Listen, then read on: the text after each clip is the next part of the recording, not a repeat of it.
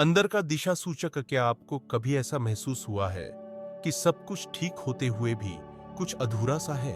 एक अच्छी नौकरी, अच्छे दोस्त, एक आरामदायक जिंदगी, लेकिन फिर भी मन में कहीं ना कहीं यह सवाल बना रहता है, क्या मैं वही जिंदगी जी रहा हूं जो मेरे लिए सही है?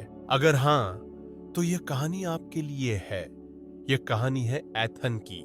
यह समझना कि सच में क्या मायने रखता है। एक शाम ऑफिस से लौटने के बाद एथन अपनी बालकनी में बैठा था। शहर की टिमटिमाती रोशनी को देखते हुए उसने खुद से एक सवाल पूछा, जिसे उसने पहले कभी गंभीरता से नहीं सोचा था। मुझे सच में क्या चाहिए?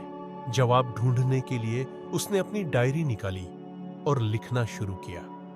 मेरी जिंदगी के सबसे संतोषजनक पल कौन से थे? कुछ यादें तुरंत उभर आईं। एक नए कर्मचारी को गाइड करना, दोस्तों के साथ गहरे विचारों पर चर्चा करना और नए स्थानों की यात्रा करना। फिर उसने वे पल याद किए जब वह सबसे असंतुष्ट महसूस करता था, जब उसे ऐसे प्रोजेक्ट्स पर काम करना पड़ता जिनका कोई मतलब नहीं था, जब वह दूसरों को खुश करने के लिए अपनी सच्चाई छुपाता था। उसे एहसास हुआ कि वह अब तक दूसरों की उम्मीदों के हिसाब से जी रहा था। अपनी जिंदगी के पैटर्न को पहचानना। अगले कुछ दिनों तक एथन ने अपनी जिंदगी के महत्वपूर्ण मोड़ों पर विचार किया। उसने देखा कि जब भी वह कुछ नया सीखता था, वह खुद को ज्यादा जिंदा महसूस करता था। उसे समझ आया कि वह गहरी, ईमानदार बातचीत को बहुत महत्व देता था। उसे यह भी याद आया कि लेखन हमेशा से उसके दिल के करीब था, लेकिन उसने इसे कभी गंभीरता से नहीं लिया, क्योंकि यह व्यावहारिक करियर विकल्प नहीं था। धीरे धीरे एक साफ पैटर्न उभरने लगा। विकास, ईमानदारी और रचनात्मकता उसके लिए सबसे ज्यादा मायने रखते थे, लेकिन अब तक उसने इन्हें नजरअंदाज किया था। तीसरा कदम, अपने मूल्यों को परिभाषित करना। अब जब एथन को थोड़ी स्पष्टता मिली, तो उसने अपनी सबसे महत्वपूर्ण 5 जीवन शैली की प्राथमिकताएं लिखी। एवं विकास, ग्रोथ, हमेशा सीखना और खुद को निखारना। ईमानदारी, ऑथेंटिसिटी के बिना झूठे दिखावे के जीना। 3, रचनात्मकता, क्रिएटिविटी, सकिए खुलकर अपने विचार व्यक्त करना। 4, संबंध, कनेक्शन, गहरे और सार्थक रिश्ते बनाना। स्वतंत्रता, फ्रीडम, अपने तरीके से अपनी जिंदगी जीने की आजादी। पहली बार उसे एहसास हुआ कि वह कौन है और क्या चीजें उसे वास्तव में खुश करती है। चौथा कदम, अपनी जिंदगी को अपने मूल्यों के अनुरूप बनाना।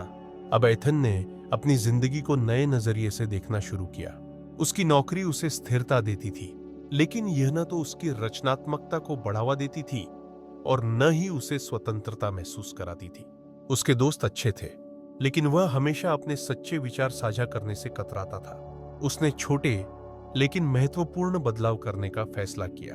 हर दिन थोड़ा लिखने की आदत डालना, भले ही सिर्फ अपने लिए। मीटिंग्स और दोस्तों के साथ बातचीत में अपनी असली सोच जाहिर करना। ऐसी नौकरियों की खोज करना जो उसके मूल्यों के साथ मेल खाती हों। सिर्फ स्थिरता के आधार पर समझौता न करना। ये बदलाव छोटे थे, लेकिन उसने महसूस किया कि वह पहले से कहीं ज्यादा खुद जैसा महसूस कर रहा था। 5वां कदम, अपने मूल्यों को निर्णय लेने का आधार बनाना। कुछ महीनों बाद एथन को उसकी कंपनी में प्रमोशन का ऑफर मिला। इसमें अधिक वेतन था, लेकिन साथ ही ज्यादा घंटे काम करने की शर्त भी थी, जिससे उसकी स्वतंत्रता और रचनात्मकता प्रभावित होती। इस बार उसने बिना घबराए खुद से पूछा, क्या यह मेरे मूल्यों के अनुरूप है? जवाब साफ था, यह वित्तीय सुरक्षा देता, लेकिन उसके सबसे महत्वपूर्ण मूल्यों को छीन लेता। पहली बार उसने डर या तर्क के बजाय अपने असली मूल्यों के आधार पर निर्णय लिया। उसने प्रमोशन लेने से इनकार कर दिया और ऐसी नौकरियों की तलाश करने लगा जो उसके अंदर के दिशा सूचक से मेल खाती हो। शाम को फिर से बालकनी में खड़े होकर उसने शहर की रोशनी को देखा, लेकिन इस बार उसे कोई अधूरापन महसूस नहीं हुआ। अब उसके पास उसका अपना कंपास था, उसके मूल्य, और वह जानता था कि वे उसे हमेशा सही रास्ते पर ले जाएंगे। कहानी की सीख, आपके मूल्य ही आपके अंदर का दिशा सूचक है। जब आप इन्हें पहचानते हैं और इनके अनुसार अपनी जिंदगी जीते हैं, तो आपको पहले से कहीं ज्यादा स्पष्टता, आत्मविश्वास और सच्ची संतुष्टि का एहसास होता है।